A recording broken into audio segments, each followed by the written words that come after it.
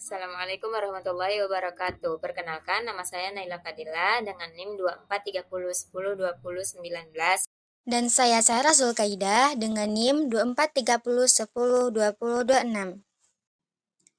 Baiklah, pada kesempatan kali ini kami akan membahas materi tentang prinsip-prinsip manajemen pendidikan dan fungsi-fungsi manajemen pendidikan. Pembahasan yang pertama ada prinsip-prinsip manajemen, yang mana prinsip-prinsip ini dapat dari Bapak Henry Fayol. Mungkin kedengarannya jadul, tapi percaya nggak percaya, esensinya masih sangat relevan sampai sekarang. Yang pertama, ada pembagian kerja. Kalau mau kerjaan cepat selesai dan hasilnya bagus, bagi-bagi tugas sesuai keahlian. Spesialis bikin kita semua lebih efisien. Kemudian yang kedua ada wewenang dan tanggung jawab. Setiap orang yang diberi wewenang untuk memberi perintah juga harus punya tanggung jawab atas hasilnya. Kemudian yang ketiga ada disiplin. Disiplin itu fondasi. Tim yang patuh pada aturan main dan komitmen pada target, kerjanya pasti lebih rapi dan terarah. Terus ada kesatuan pemerintah. Satu karyawan hanya boleh menerima perintah dari satu atasan. Ini penting untuk menghindari kebingungan dan konflik. Kemudian ada kesatuan arah. Semua anggota tim harus punya satu tujuan dan satu rencana yang sama. Semua harus bergerak ke arah yang sama agar tujuan tercapai. Yang keenam ada mengutamakan kepentingan organisasi. Kepentingan pribadi tidak boleh mengalahkan kepentingan bersama organisasi. Tujuan tim harus jadi prioritas utama. Yang ketujuh ada pemberian upah. Upah dan kompensasi harus adil dan sesuai. Karyawan yang merasa dihargai pasti lebih termotivasi untuk memberikan yang terbaik. Yang kedelapan ada sentralisasi. Prinsip ini adalah soal keseimbangan pengambilan keputusan. Kadang perlu terpusat di atasan, kadang perlu disebar ke tim bawahan, tergantung kebutuhan. 9. Rantai komando. Ada jalur wewenang yang jelas dari atas ke bawah. Ini memastikan komunikasi lancar dan tidak ada misinformasi. 10. Keteraturan. Setiap orang dan barang harus punya tempatnya masing-masing. Kalau semuanya tertata rapi, pekerjaan akan jauh lebih efisien. 11. Kesetaraan. Perlakuan semua karyawan dengan adil. Tidak ada pilih kasih. Sikap adil dari pemimpin akan membangun loyalitas tim yang kuat. 12. Stabilitas masa kerja karyawan. Organisasi akan lebih kuat jika karyawan bertahan lama. Karyawan yang loyal dan berpengalaman adalah aset berharga. 13. Inisiatif.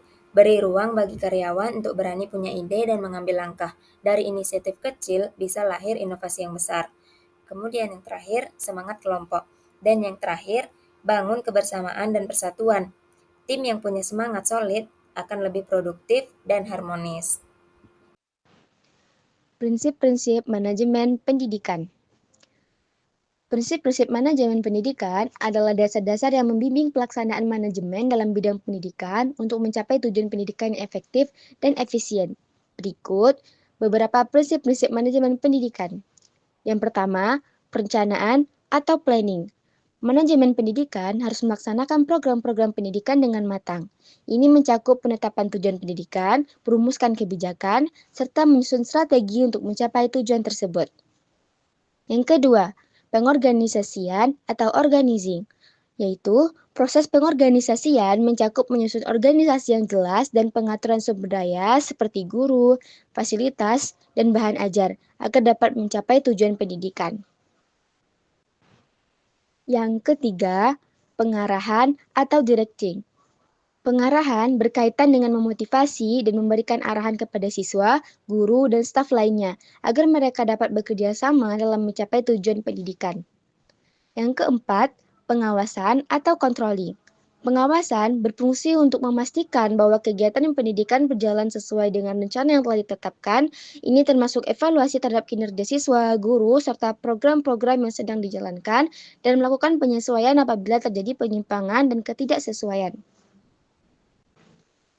Yang kelima, evaluasi, yaitu proses evaluasi ini sangat penting untuk mengetahui sejauh mana tujuan pendidikan tercapai.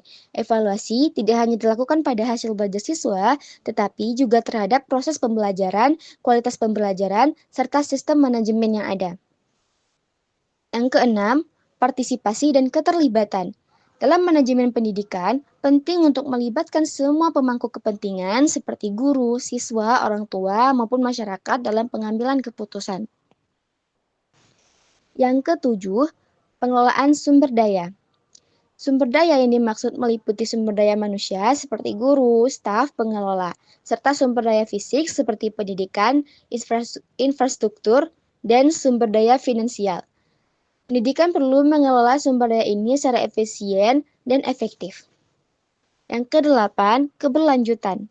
Prinsip ini menekankan pentingnya merencanakan dan menjalankan manajemen pendidikan dengan mempertimbangkan keberlanjutan jangka panjang, baik dari segi kualitas pendidikan, sumber daya, maupun dampaknya terhadap masyarakat. Yang kesembilan, transparansi dan akuntabilitas.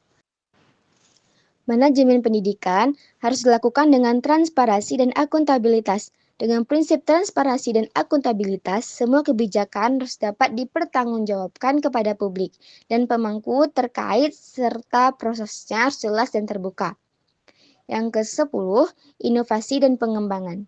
Pendidikan harus tetap berkembang untuk mengikuti perubahan zaman. Prinsip ini mengarah pada pentingnya menciptakan dan menerapkan inovasi dan metode pengajaran, teknologi pendidikan, serta pengelolaan setiap pendidikan agar lebih efisiensi dan efektif. Nah, yang selanjutnya ada fungsi manajemen menurut Luther Gulick. Luther Gulick adalah seorang ahli administrasi publik Amerika yang terkenal karena konsep Postcode. Postcode adalah singkatan dari 7 fungsi manajemen. Yang pertama ada planning, perencanaan, menentukan tujuan. Kemudian organizing, pengorganisasian, mengatur struktur dan tugas. Staffing, penyusunan kepegawaian, yaitu merekrut orang. Directing, pengarahan, memimpin dan membimbing tim. Koordinasi, menyelaraskan pekerjaan. Reporting, pelaporan, memberikan informasi tentang progres. Kemudian budgeting, penganggaran, mengelola keuangan. Fungsi manajemen menurut G.R. Terry. Menurut G.R. Terry, fungsi manajemen ada 4 yang dikenal dengan istilah POAC.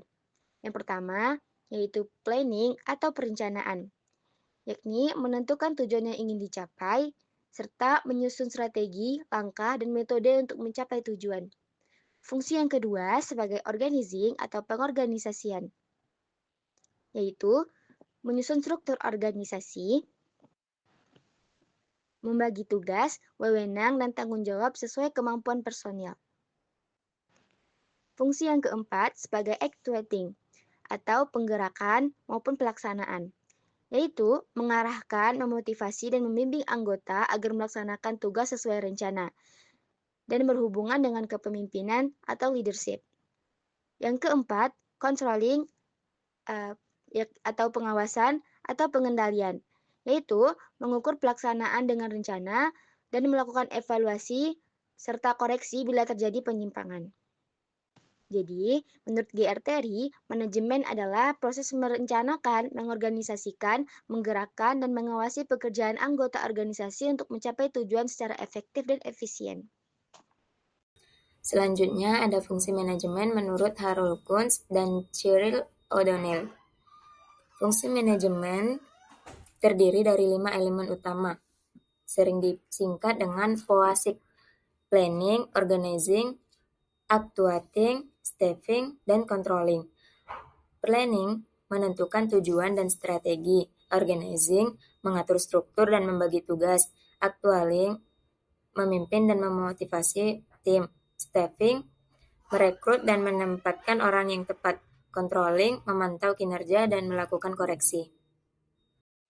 Fungsi manajemen menurut James A. S. Toner dan Charles Wankel. Menurut mereka, fungsi manajemen pada dasarnya mirip dengan tokoh-tokoh lain, hanya istilah dan penekanannya sedikit berbeda. Mereka menyebutkan bahwa manajemen memiliki 4 fungsi utama. Fungsi yang pertama yaitu sebagai planning atau perencanaan, yakni menentukan tujuan organisasi, menetapkan strategi, dan merumuskan rencana kerja untuk mencapai tujuan tersebut. Fungsi yang kedua sebagai organizing atau pengorganisasian, yaitu menentukan struktur organisasi, membagi tugas, menetapkan wewenang, dan mengordinasikan sumber daya agar teratur.